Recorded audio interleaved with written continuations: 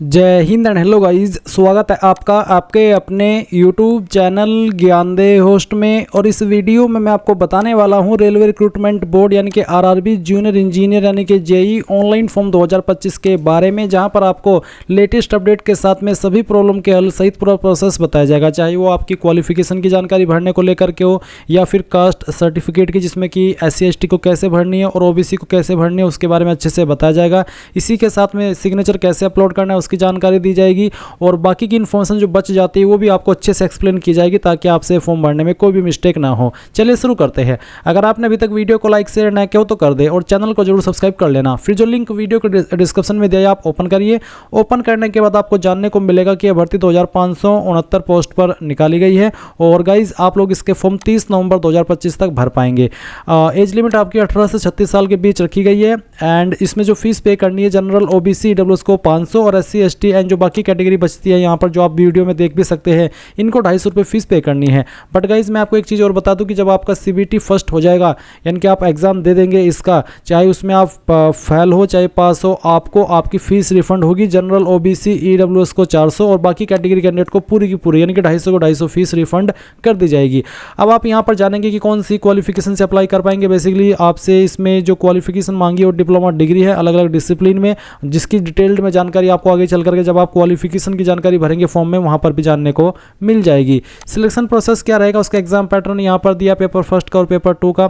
अब ये सब इन्फॉर्मेशन आपने जान ली। अब आपको पूरी तरीके से सियोरिटी हो चुकी होगी कि मैं इसमें अप्लाई करने के लिए एलिजिबल हूँ या फिर नहीं हूँ। अगर आप एलिजिबल है और आपने अभी तक फॉर्म नहीं भरा तो आप यहाँ पर बाकी कैंडिडेट की गलतियों से सीख करके इस फॉर्म को भर लीजिए। इसके लिए आपको इंपॉर्टेंट लिंक के सेक्शन में आना है और अप्लाइंग ऑनलाइन लिंक ओपन करना है। आपके सामने ये वेबसाइट आ जाएगी। मैं आपको यहाँ पर शुरुआत में ये बताना चाहूँगा कि गाइज अगर आपने इस वेबसाइट का इस्तेमाल करके 2024 या 2025 के अंदर कोई भी फॉर्म भरा है, जेई का नहीं बल्कि कोई भी फॉर्म जो कि इस वेबसाइट के माध्यम से भरा गया था, तो आपका अकाउंट बना हुआ है, आपका रजिस्ट्रेशन हो रखा है। आप डायरेक्टली यहाँ पर लॉगिन विद आधार या फिर login with RRB account credential यानी कि इनमें से कोई भी एक माध्यम सेलेक्ट करके लॉगिन हो जाएंगे।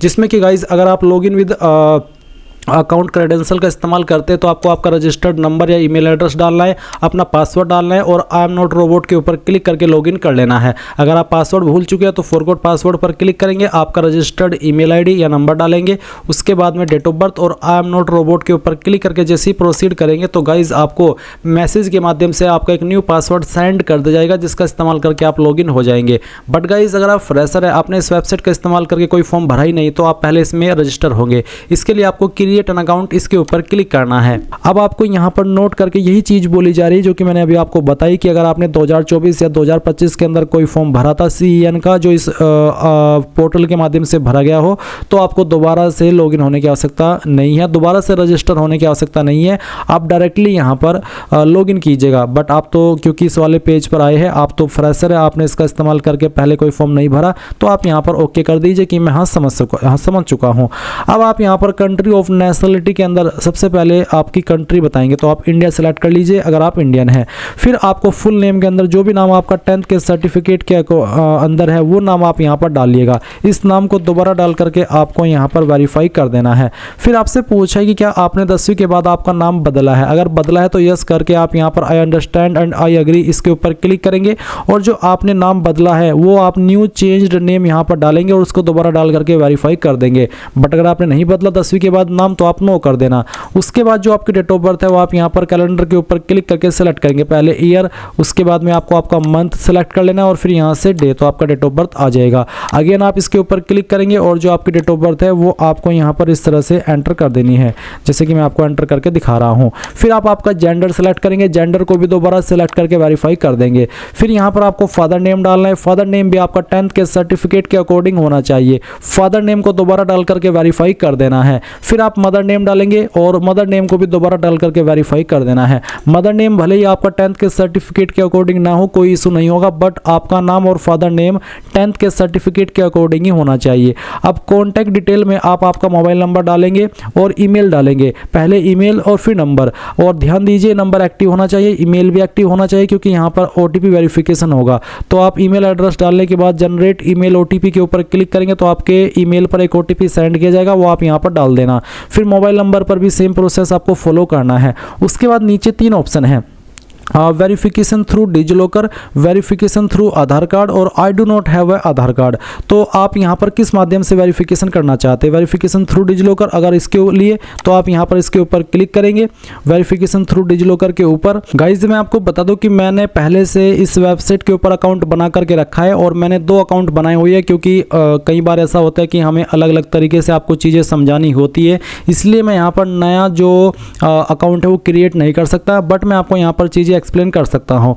तो आप वेरिफिकेशन थ्रू डिजिलॉकर के ऊपर जैसे ही क्लिक करेंगे तो आपको डिजिलॉकर की वेबसाइट के ऊपर ऑटोमेटिकली रिडायरेक्ट किया जाएगा, जहाँ पर अगर आपका अकाउंट बना हुआ है डिजिलॉकर के ऊपर तो आप डायरेक्टली लॉगिन हो जाएंगे, नहीं बना हुआ है तो आप डिजिलॉकर का अकाउंट क्रिएट करते हुए वहाँ पर अपनी डिटेल्स की परमिशन देंगे।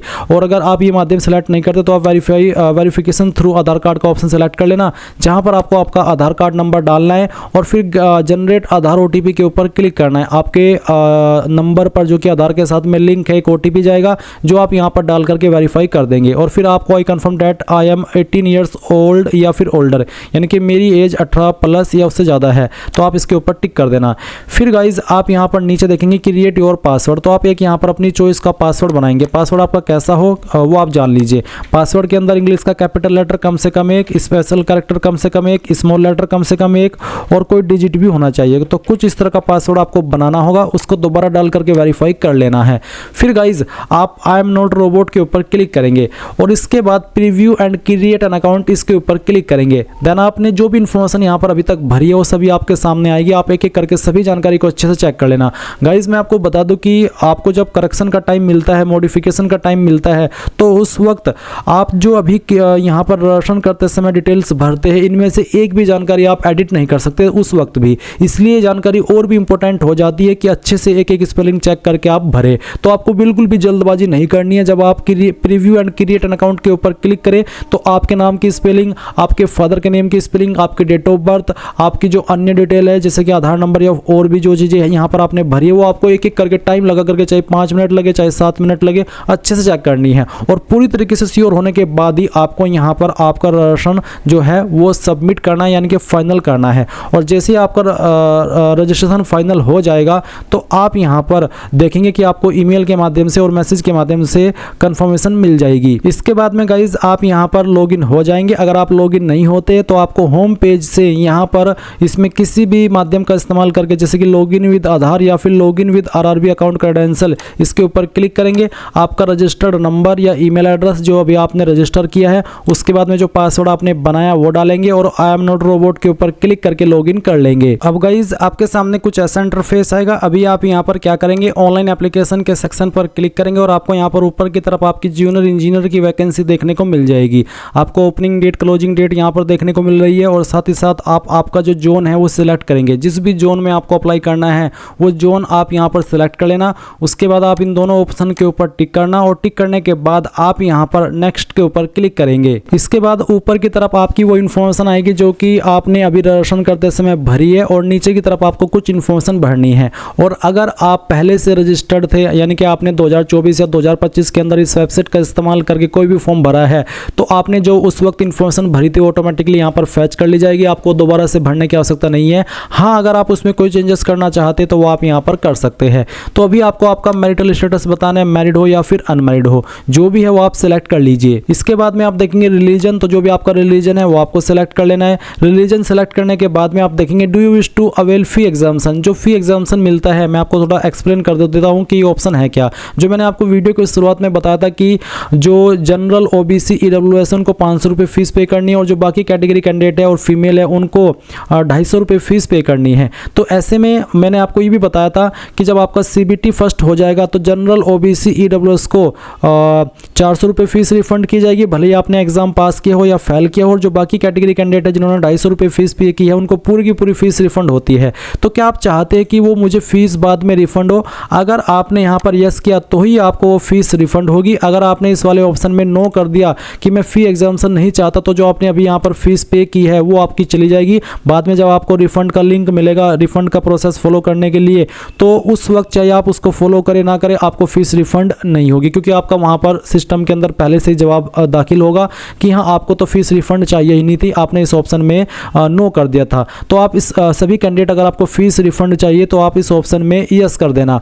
उसके बाद में जो आपकी मदर टंग है यानी कि मातृभाषा है वो आप सिलेक्ट कर लेंगे। फिर choice of language of examination, किस लैंग्वेज के अंदर आप एग्जाम देना चाहते हैं, जो भी लैंग्वेज आप सिलेक्ट कर लेंगे फिर इसी लैंग्वेज में आपको एग्जाम देना होगा।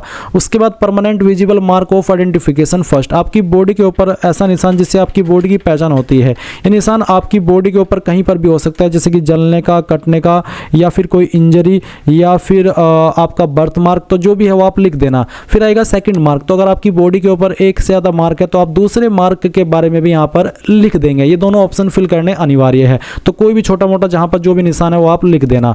इसके बाद आती है कम्युनिटी यानी कि कास्ट कैटेगरी, जो भी कास्ट कैटेगरी है, जैसे कि जनरल है यानी कि यूआर, एसटी है, ओबीसी है, फिर ईडब्ल्यूएस है। जनरल के कैटेगरी सेलेक्ट करने वाले कैंडिडेट के लिए कोई अतिरिक्त ऑप्शन नहीं आएगा, बट अगर आप एसटी है तो आपके सामने अतिरिक्त ऑप्शन आएंगे, और वो अतिरिक्त ऑप्शन कुछ ऐसे होंगे जैसे कि आप यहाँ पर देख सकते हैं। तो आपको सबसे पहले नेम ऑफ द ट्राइब यानी कि आपकी ट्राइब कौन सी है, ये इन्फॉर्मेशन आपको देखने को मिलेगी आपके कास्ट सर्टिफिकेट के अंदर, जो कि आपका सेंट्रल का बना होना चाहिए। उसके बाद जो आपका कास्ट कैटेगरी सर्टिफिकेट नंबर है वो आप डालेंगे, ये भी आपको आपके सर्टिफिकेट के ऊपर देखने को मिल जाएगा। फिर कौन सी अथॉरिटी ने आपका सर्टिफिकेट जारी किया, ये सर्टिफिकेट जनरली इन पोस्ट के अधिकारी द्वारा जारी होता है जो यहाँ पर आपको दिए गए हैं। तो आपको चेक करना है आपका सर्टिफिकेट, जहाँ पर मोहर लगी होती है, जहाँ पर साइन हो रखे होते हैं, वहीं पर लिखा होता है उस पोस्ट के अधिकारी का नाम। अगर वो हिंदी में लिखा है तो आप उसको ट्रांसलेट कर लेना, गूगल ट्रांसलेट में जाकर के देख लेना कि वो पोस्ट इंग्लिश में कौन सी बनती है, और फिर वही पोस्ट आपको यहाँ पर सेलेक्ट कर लेनी है। उसके बाद आप यहाँ पर बताएंगे कि कौन सी स्टेट के द्वारा सर्टिफिकेट जारी हुआ है। फिर आपको यहाँ पर कम्युनिटी सर्टिफिकेट डेट यानी कि किस डेट में कम्युनिटी सर्टिफिकेट आपका इशू हुआ है, वो डेट भी आपको उसके ऊपर मिल जाएगी, वो डेट आप यहाँ पर सेलेक्ट कर लेंगे। फिर जो SC/ST को फ्री ट्रैवल पास मिलता है रेल का, क्या आप वो लेना चाहते हैं, अगर हाँ तो यस, और नहीं लेना चाहते तो नो करेंगे। यस करने के बाद में जो आपका कास्ट सर्टिफिकेट है वो आप अपलोड करेंगे, जो इसका साइज है वो 400 KB से कम और फॉर्मेट PDF का होना चाहिए।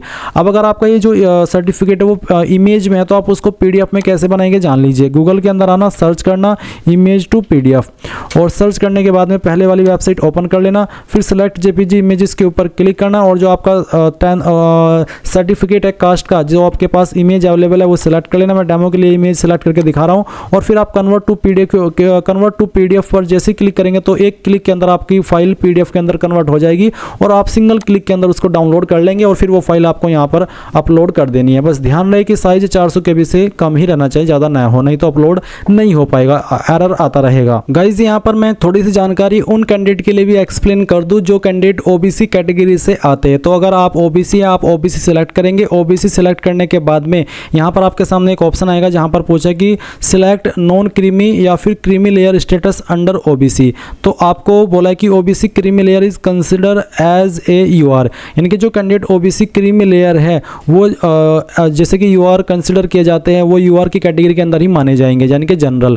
तो अगर आप क्रीमी लेयर है वो बताइए, और अगर आप नॉन क्रीमी लेयर है तो आप वो बताइए। अगर आप क्रीमी लेयर है तो आप क्रीमी लेयर सेलेक्ट करके I understand and I agree इसके ऊपर क्लिक करेंगे, और अगर आप नॉन क्रीमी लेयर है तो आप इसको सेलेक्ट कर लेंगे। और फिर आपको यहाँ पर बोला भी है कि दी OBC candidate must produce OBC non creamy layer certificate based on the income.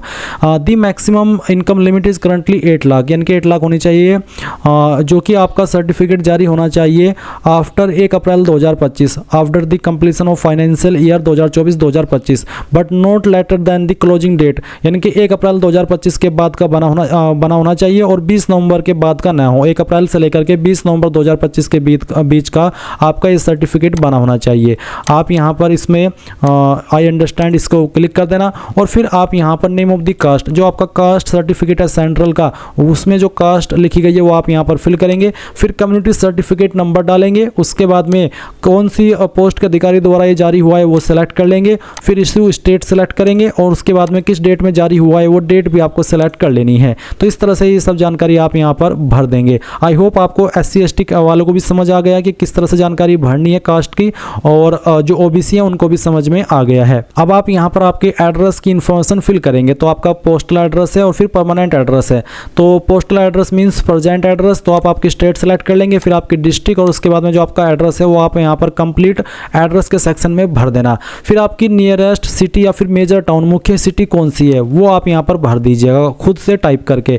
उसके बाद आपको आपका पिन कोड डाल देना है, और फिर नीचे देखेंगे tick if permanent address is same as present address, यानी कि अगर आपका प्रेजेंट एड्रेस और परमानेंट एड्रेस सेम है, एक ही है, अलग अलग नहीं है, तो आप टिक कर देना। अगर अलग अलग है तो अनटिक करके अलग से परमानेंट एड्रेस भर देना। फिर आप यहाँ पर सेव करेंगे और नेक्स्ट कर देंगे। अब आपके सामने यहाँ पर कुछ ऐसा इंटरफेस आएगा जहाँ पर आपको कुछ सवालों के आंसर करने हैं, जैसे कि क्या आप एक्स सर्विसमैन है, अगर है तो यस, नहीं तो आप यहाँ पर नो कर देंगे। फिर are you a person with benchmark disability, अगर हाँ तो यस, नहीं तो नो करेंगे। बेंचमार्क डिसेबिलिटी मीन्स PWD या मीन्स विकलांग या फिर दिव्यांग। इसके बाद आएगा स्क्राइब, तो is your writing ability affected, यानी कि क्या आपको लिखने में प्रॉब्लम है और आप अफेक्ट है, उसका आपके पास सर्टिफिकेट भी है और आपको उसके लिए स्क्राइब चाहिए, अगर हाँ तो यस, नहीं तो आप नो करेंगे। अगर आप बिल्कुल ठीक है ऊपर वाले की दया से तो आप नो कर देना। इकोनॉमिकली वीकर क्लास EBC, अगर आप EBC कैंडिडेट है, क्या आपको सवाल बेसिकली ये पूछा है कि are you eligible to avail fee concession under EBC, यानी कि क्या EBC के अंदर जो फी कंसेशन है क्या आप उसके लिए एलिजिबल है, अगर हाँ तो यस करने पर आपको यहाँ पर संबंधित जानकारी देनी होगी, जैसे कि टाइप ऑफ डॉक्यूमेंट बताना होगा, इश्यूइंग अथॉरिटी बतानी होगी, सर्टिफिकेट नंबर और डेट ऑफ इशू। बट अगर आप यहाँ पर नहीं है, जैसे कि यहाँ पर सवाल आया था आपके सामने इकोनॉमिकली बैकवर्ड क्लास, तो अगर आप इसमें नहीं आते हैं तो आप यहाँ पर नो कर देना। फिर यहाँ पर सवाल है are you an employ of Indian railways, क्या आप इंडियन रेलवेज के एम्प्लॉय है, अगर हाँ तो यस, नहीं तो आप नो कर देंगे। फिर सवाल है current employment details, name of the current department organisation, तो अगर आप कोई करंट डिपार्टमेंट में काम करें इनमें से, जैसे कि सेंट्रल गवर्नमेंट, स्टेट गवर्नमेंट या फिर पब्लिक सेक्टर अंडरटेकिंग, तो सिलेक्ट कर ले। अगर आप बेरोजगार है, कोई जॉब नहीं करे या फिर छोटी मोटी जॉब करे जो आप बताना नहीं चाहते क्योंकि वैसे ही प्राइवेट है बहुत छोटी मोटी, तो आप नॉट एप्लीकेबल के ऊपर क्लिक कर देना। इसके बाद आप देखेंगे बैंक डिटेल, तो आपको यहाँ पर refund of fee account holder name, यानी कि किस अकाउंट के अंदर आप फीस रिफंड चाहते हैं उसका नाम आप यहाँ पर भरेंगे।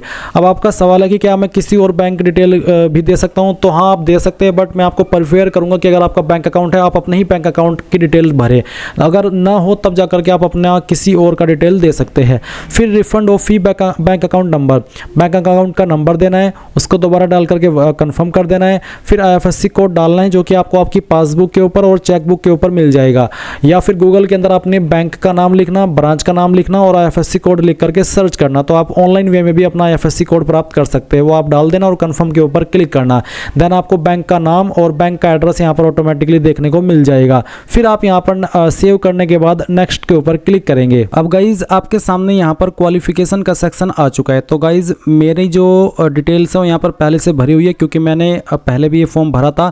तो अगर आप फ्रेशर हैं आपको यहाँ पर शुरुआत से शुरू करनी होगी, जहाँ पर आप पहले 10वीं की इन्फॉर्मेशन भरेंगे। ऐड के ऊपर क्लिक करके मैं यहीं से मेरी इन्फॉर्मेशन को एडिट करके आपको दिखा रहा हूँ, तो कैसे भरेंगे वो जान ले।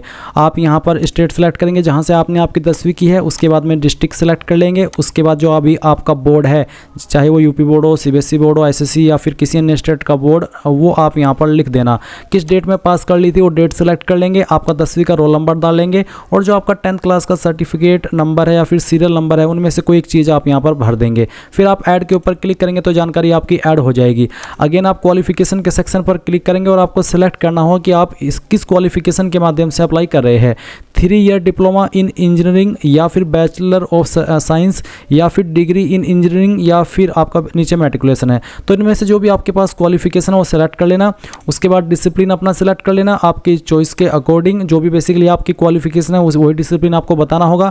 उसके बाद name of the course as existing on certificate, यानी कि सर्टिफिकेट के ऊपर जो कोर्स नेम लिखा है वो आपको कोर्स नेम यहाँ पर लिखना होगा, जैसे कि डिप्लोमा इन सिविल इंजीनियरिंग या फिर जो भी है वो आप यहाँ पर लिख देना। उसके बाद स्टेट सेलेक्ट कर लेना जहाँ से किया है, डिस्ट्रिक्ट सेलेक्ट कर लेना।